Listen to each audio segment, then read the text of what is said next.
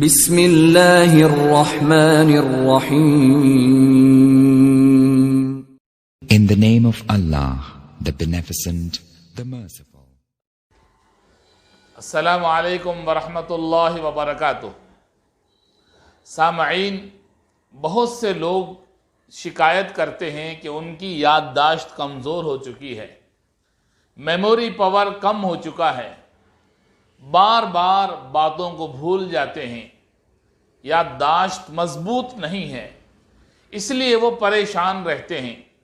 میرے آقا جناب محمد الرسول اللہ صلی اللہ علیہ وسلم جو پورے عالم کے لیے رحمت بن کر تشریف لائے، ان لوگوں کے لیے بھی رحمت ہے جن کی یادداشت کمزور ہو چکی ہے.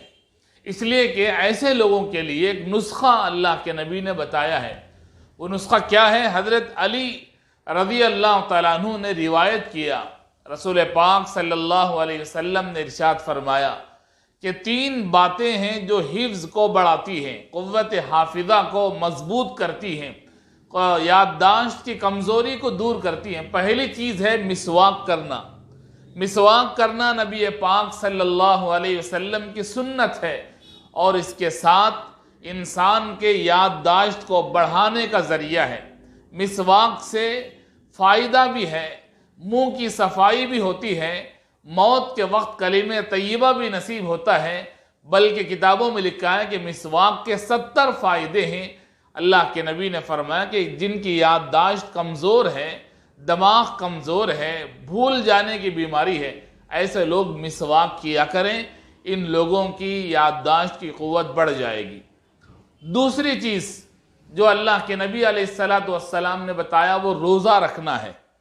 روزہ رکھنے سے اللہ تعالیٰ ایک ایسی قوت عطا فرماتے ہیں جس سے یادداشت مضبوط ہو جاتی ہے.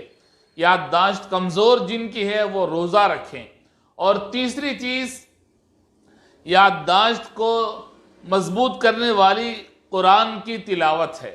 قرآن پاک کی تلاوت کریں، یادداشت آہستہ آہستہ اللہ کے نبی علیہ السلام کے فرمان کے مطابق کمزوری ختم ہو جائے گی اور قوت حافظہ مضبوط ہو جائے گی. اللہ تبارک و تعالی ہمیں عمل کی توفیق عطا فرمائے.